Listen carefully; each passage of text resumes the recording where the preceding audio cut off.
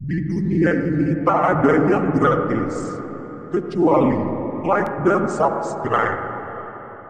Setelah waria di prank Ferdian, kini giliran warga Jakarta di prank Anies pakai sembako. Baru-baru ini, seorang YouTuber kurang terkenal, Ferdian Paleka ditangkap polisi. Ia harus berurusan dengan aparat penegak hukum karena ulahnya sendiri ngeprank waria. Nah ternyata, yang ngeprank soal bansos ini tidak hanya Ferdian saja loh, tapi juga Gubernur DKI, Anies Baswedan. Dan prank yang dilakukan oleh Anies ini bukan sembarang prank, tapi PSB alias prank skala besar, dengan menelan korban jutaan jiwa. Artinya, tidak hanya waria saja yang menjadi korban, tapi juga orang normal turut merasakan akibatnya. Pertanyaannya, seperti apa prank yang dilakukan oleh Anies tersebut? Apakah dia juga memberikan batu dan sampah kepada orang-orang yang dipranknya? Tidak Ferguso, tapi Anies ngeprank warganya lewat janji-janji yang tidak bisa ditepati. Seperti biasa, Anies yang kurang suka turun ke lapangan tapi doyang menggelar konferensi pers itu. Dalam konferensi persnya terkait pelaksanaan PSBB pada tanggal 8 April tahun 2020 lalu, ia berjanji Pemprov DKI akan menyalurkan bansos kepada warga DKI yang kurang mampu serta yang rentan miskin yang ekonominya terdampak COVID-19. Tidak tanggung-tanggung bualan Anies kala itu.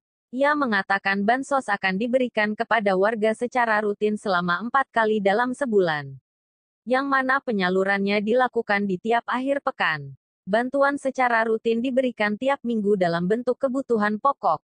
Sehingga masyarakat bisa lewati masa ini tanpa hadapi masalah yang terlalu besar, ujar Anies waktu itu. Janji sorga ini jelas memabokkan warga DKI yang akan menerima bansos.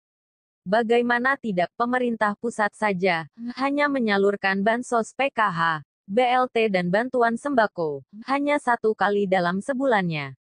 Hal ini tentu akan semakin menaikkan citra Anies di kalangan para kadrun.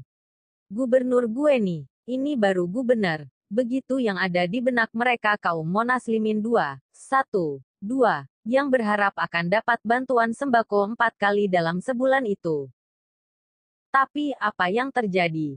Dan bagaimana realisasinya? Gak jauh beda dengan janji oke-oce-nya dulu, yang katanya dimodalin punya usaha, disediain tempat dan dicariin pembeli. Bansos yang katanya akan cair setiap pekan itu ternyata selama masa PSBB ini hanya cair sekali saja. Itu pun hanya berupa sembako seharga Rp149.500. Artinya kalau itu benar-benar diberikan kepada masyarakat 4 kali dalam sebulan maka jumlah uangnya Rp598.000. Padahal janjinya, setiap bulannya nilai yang diberikan kepada masyarakat Rp600.000 loh. Pertanyaannya, kemana sisanya? Yang 2.000 itu. Memang sih 2.000 gak seberapa. Tapi kalau dikalikan 1,2 juta kakak yang dapat bansos, sudah 2,4 miliar. Itu baru 1 kali pencairan. Pemotongan dana bansos itu bisa dimaafkan. Tapi yang jadi persoalan di sini, semenjak penyaluran bansos pada 9-25 April lalu itu, sampai sekarang baru terrealisasi 1 tahap. Padahal sekarang sudah bukan bulan April lagi. Sementara, rencana pencairan bansos tahap 2 masih di awang-awang, alias belum dijadwalkan kapan pendistribusiannya. Jadi, pembagian bansos yang katanya seminggu sekali itu berubah menjadi 2 minggu sekali, dan mirisnya yang kedua belum juga dicairkan. Sungguh kejam kadrun yang lagi berkuasa di DKI itu. Kalau memang anggaran bansos di DKI gak ada, bilang saja kepada masyarakat gak ada agar mereka tidak terlalu berharap gitu. Ini, baru tahu setelah dibongkar oleh Menteri Keuangan, Sri Mulyani bahwa anggaran bansos di DKI memang sudah habis. Entah dikemanakan uangnya yang banyak itu. Sehingga Anies berusaha lepas tangan dengan membebankan semuanya kepada pemerintah pusat. Sekali lagi sungguh sadis si gubernur ini. Menganggarkan untuk perhelatan Formula E yang semua pesertanya adalah bule. Dan kita hanya jadi panitia dan penonton. Mampu. Sementara, anggaran untuk membantu warga miskin dia tidak punya.